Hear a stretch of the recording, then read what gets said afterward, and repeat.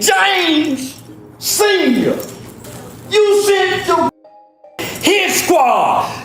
Y'all had a chance to get me.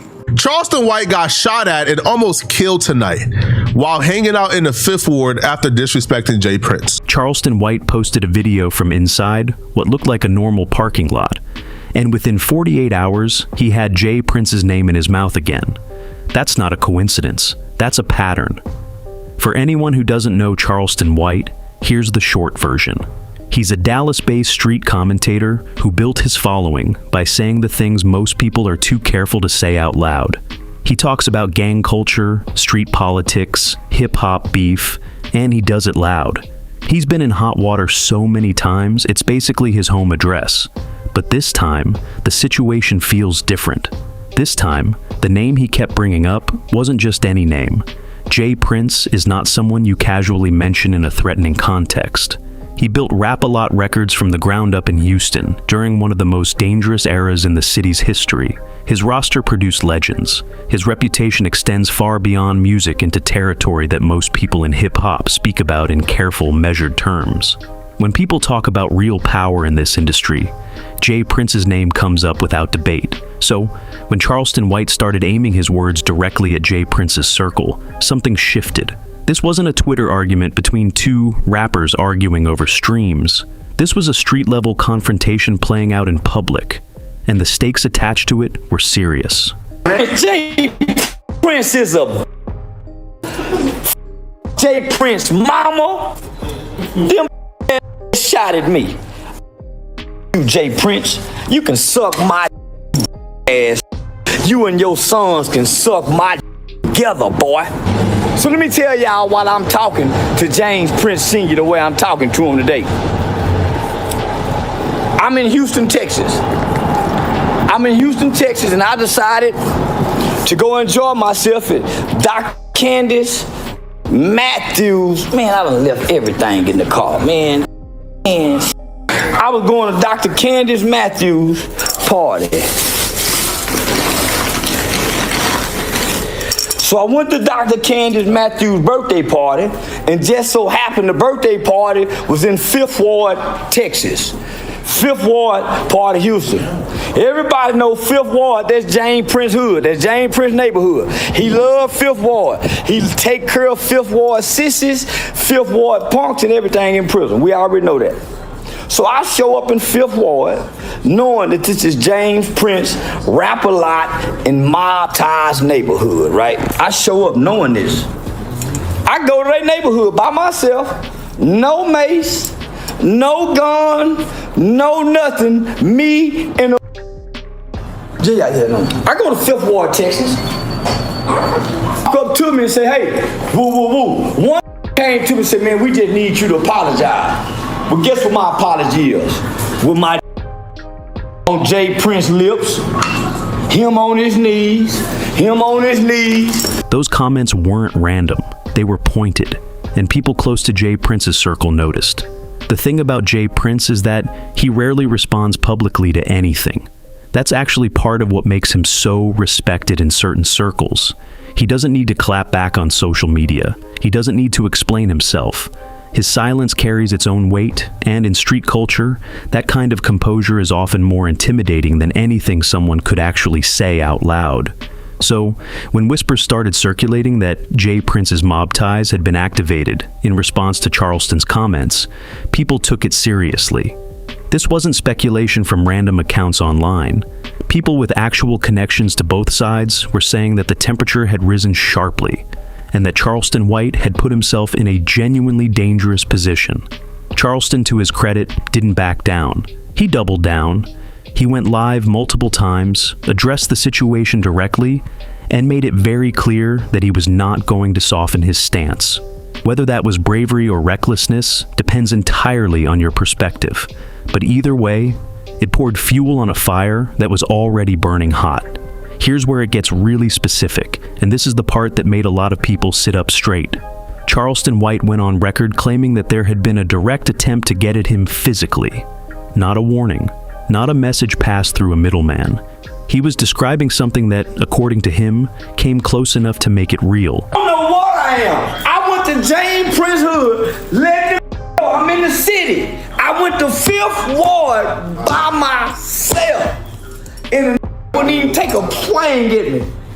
It ain't nothing but a misdemeanor assault if you hit me upside the head. Man, ain't nothing but a misdemeanor assault if you hit me upside the head. Got the pistol and shot at the car. And I'm with a. Not only did they shoot at the car, they called 30 mob ties. Mob ties. Call mob ties. They showed up 30 deep, and all they wanted to do was to plead with me to apologize to James Prince. James Prince, your mama. Your mama. Do you hear me, James Senior? You sent your hit squad.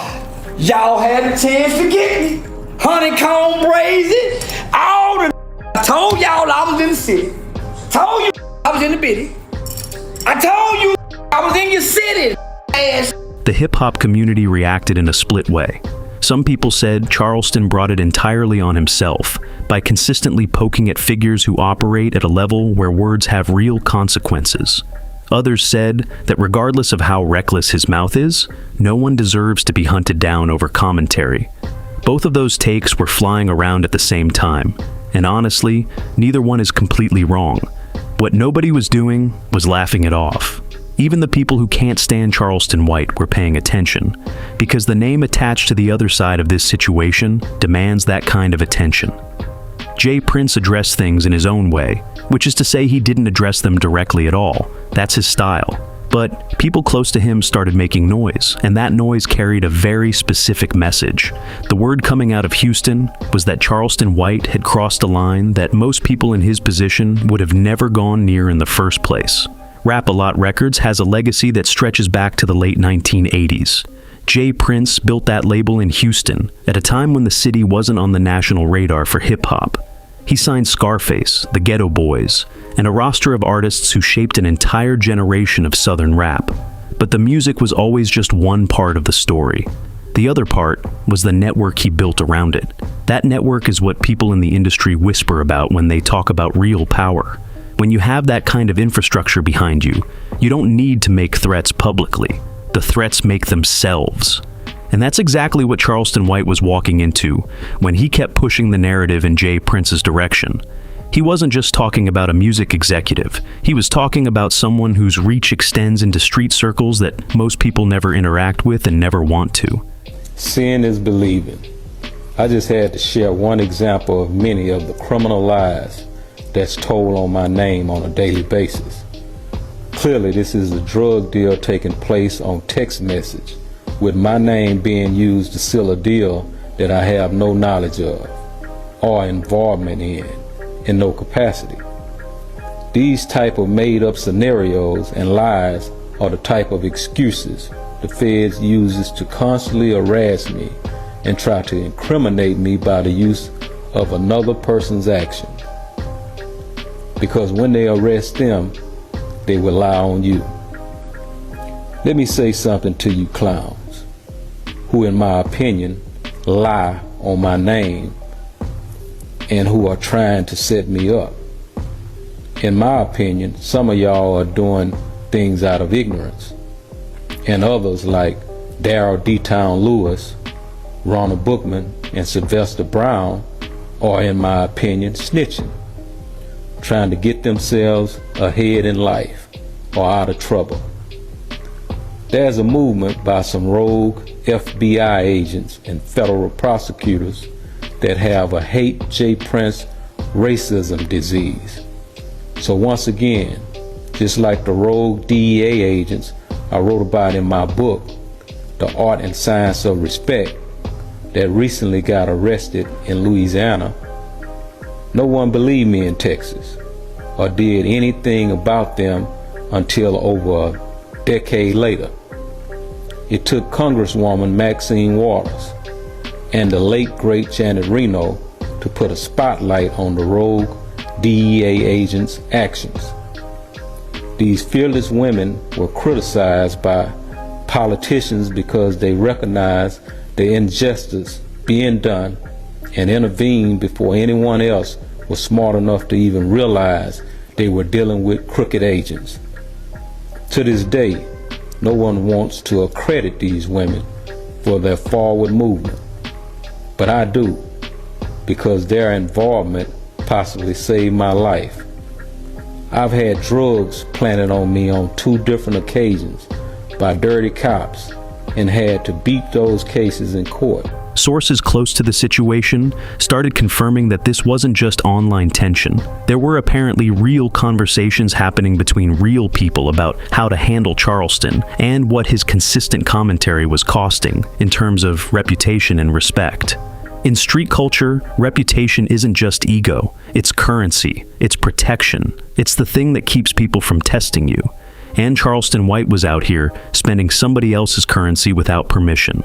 That's a specific kind of disrespect that doesn't get resolved with a strongly worded Instagram post. It gets resolved in ways that rarely make it onto social media at all. What made things even more complicated was the layer of people sitting between J. Prince and Charleston White in this situation. It wasn't a clean 2-party conflict. There were associates, intermediaries, and street figures on multiple sides who all had their own stakes in how this played out. Some of them wanted it resolved quietly. Others, according to people tracking the situation closely, were actually pushing for escalation. That's the part that doesn't get talked about enough in these kinds of public beefs. The main figures involved are rarely the ones making the most dangerous moves. It's the people around them, the ones who feel like their loyalty needs to be demonstrated, the ones who see an opportunity to prove themselves, who tend to push situations past the point of no return. And in this case, there were reportedly several people in that category on J. Prince's side who were not interested in a peaceful resolution. Charleston seemed aware of this dynamic. In one of his live sessions, he made a point of separating J. Prince himself from some of the people acting in what they believed was his name. That's actually a smart distinction to make, whether it was strategic or genuine, because if the people coming for you are acting on their own interpretation of what their boss wants, rather than direct orders, that changes the nature of the threat entirely. It also changes who's actually responsible if something goes wrong. The street politics involved here are layered in a way that casual observers don't always pick up on. This isn't a simple situation where one person said something and another person responded. There's history between these circles that goes back further than Charleston White's platform even exists. Old alliances, old grievances, and old debts that never fully got settled. Charleston wandered into the middle of something that was already loaded before he ever opened his mouth. And the people on the inside of that history don't forget. They don't move fast, but they move deliberately. There's a specific moment that people kept pointing to as the turning point in all of this. Charleston White made a comment that went beyond general criticism of J. Prince's circle and got into territory that felt personal in a way his previous statements hadn't. He brought up names of people who are not public figures, people who have never put themselves in front of a camera or invited any kind of scrutiny. When you do that, you change the rules of the game entirely. In street culture, there's an unwritten boundary around family and close personal associates who stay out of the public eye. That boundary exists for a reason. It's one of the few lines that, even in the most heated conflicts, most people know not to cross. When Charleston started getting close to that line, the temperature around the situation jumped immediately. People who had been watching from a distance started paying much closer attention. Word started spreading through certain circles that the incident Charleston had described, the one involving vehicles and people tracking his movements, had actually been closer to a genuine confrontation than he had let on publicly. Some accounts suggested that he had managed to avoid a very serious situation by a margin that most people would find unsettling. The details weren't fully confirmed, but the people sharing them weren't random online personalities. They had credibility in the spaces where this kind of information actually circulates. This is the point where the story stopped being about hip-hop gossip and started touching on something with real weight to it. You sent some weight to shoot a gun at me. Pow! I started to call the police. And go point out because I saw the shot the gun. I was looking back and shut down the whole event. But why would I make my sister, Dr. Candace Matthews, she got white people there, elected officials. talking political talk. And James Prince and his goon squad, Rapper Loud Records. Now, don't get me wrong, we'll be making a call to the FBI in the morning. I will be calling the FBI in the morning to file a report. Why? Because James Prince sent a representative. James Prince sent a representative of Rapper Loud Records, mob ties, criminal enterprise, to come speak to me, to intimidate me, to apologize to James Prince publicly. So I will be going down to the FBI office in the morning to put this in documentation, because we know he had Takeoff killed. We know he had Takeoff killed for the illegal gambling, and I got information on the illegal gambling and the Takeoff case. One of Rapper Loud people called me and gave me information about how they shooting up. I ain't just know that. So he's trying to intimidate me from talking to the FBI. He done f***ed the wrong and they shot at me. People weren't debating bars or diss tracks. They were talking about physical safety, about who's protected and who isn't, and about what happens when someone with a large platform gets too comfortable treating dangerous situations like content. Charleston White has millions of followers. That reach gives him a certain kind of armor in the court of public opinion. But public opinion doesn't follow you into a parking lot at 2 in the morning. And that's the reality that a lot of Charleston supporters weren't fully grappling with. Having a camera and an audience is powerful in certain contexts. It creates accountability. It creates witnesses. But there are environments where none of that matters, where the presence of a phone doesn't change the calculation one bit, and where the people involved simply don't care about public perception the way a content creator has to.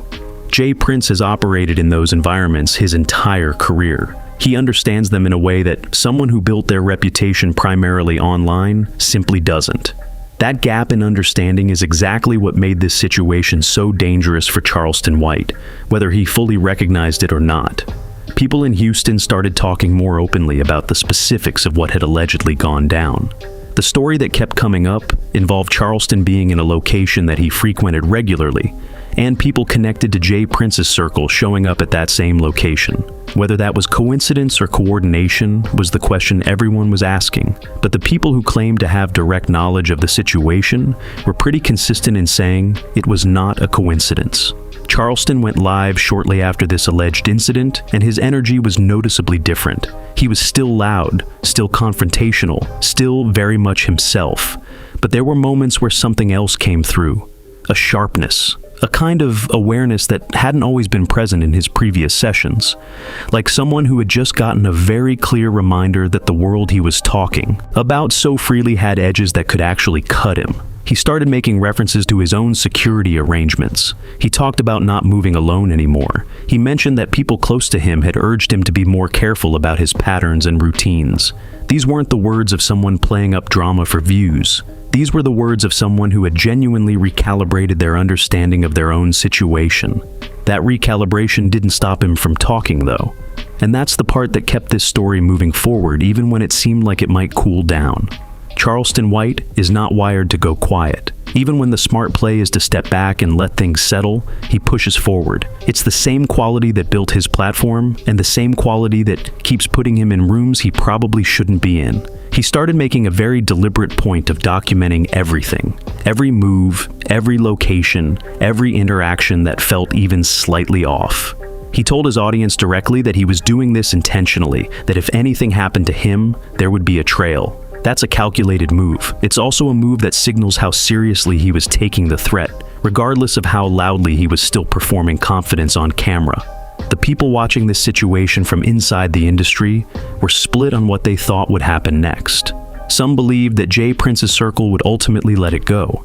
The reasoning there was that engaging with Charleston White publicly, or doing anything that could be connected back to them, would bring a level of attention that serves nobody's interests. High-profile situations create scrutiny, and scrutiny is bad for business at every level. Others weren't so optimistic. They pointed out that there's a principle at stake that goes beyond any single conflict. When someone repeatedly disrespects a figure of Jay Prince's standing without any visible consequence, it sends a message to everyone watching. It suggests that the lines can be crossed without cost. And in the world Jay Prince operates in, allowing that perception to take root is far more damaging than any attention a response might bring. That tension between the strategic value of staying quiet and the street-level cost of being seen as someone who tolerates disrespect is exactly what made this situation so hard to predict. Nobody on the outside knew which calculation was winning on the inside. And that uncertainty is what kept the streets and the internet locked in on this story for as long as it stayed alive. Because when you're dealing with someone like Jay Prince, the absence of a response doesn't mean the situation is over. It might just mean the response hasn't arrived yet.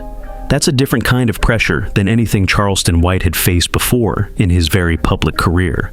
People who know Jay Prince well will tell you that patience is one of his most defining qualities. He's not reactive. He doesn't make emotional decisions. Every move he makes is calculated, and the timing of those moves is just as deliberate as the moves themselves. So, the fact that things hadn't visibly escalated beyond a certain point wasn't necessarily reassuring to anyone paying close attention. It just meant the clock was still running. Charleston seemed to understand this on some level. In one of his later sessions, he made a comment that stuck with a lot of people. He said something along the lines of, "Knowing that silence from certain people isn't peace, it's preparation." That line hit differently coming from him because it showed that whatever else you want to say about Charleston White, he's not naive about the world he's operating in. He knows the rules. He just keeps choosing to play right up against the edge of them. The broader hip-hop community was left watching a situation that had no clean resolution in sight. No handshake, no public squash, no diss track to contain it within the safe boundaries of rap beef. Just two very different kinds of power existing in the same space, with tension between them that hadn't fully discharged yet. What happens in situations like this is rarely what anyone publicly predicts. The loudest voices online almost never have the full picture. The people who actually know what's happening aren't posting about it. They're just watching and waiting and keeping their phones face down. This is one of those situations that reminds you how thin the line is between entertainment and genuine danger. Charleston White built a career out of walking that line. He's done it long enough that some people forgot it was even there. This story brought it back into focus fast. Jay Prince doesn't need the internet to win anything. He never has. And Charleston White, for all his bravado, knows exactly who he's been poking at. That's what makes this whole situation so hard to look away from. Both men understand the stakes. They're just playing very different games with very different tools. Whether this fully cools off or eventually tips into something darker, nobody outside of a very small circle of people actually knows. And those people aren't talking publicly. They never do. What we do know is that hip-hop politics at this level are never just about music, never just about ego, and never as simple as what gets posted online. There are always layers underneath that most people never see. If this story had you locked in, drop a comment below and tell us what you think happens next. Like the video if you want more deep dives like this one, and subscribe so you don't miss what's coming. See you in the next one.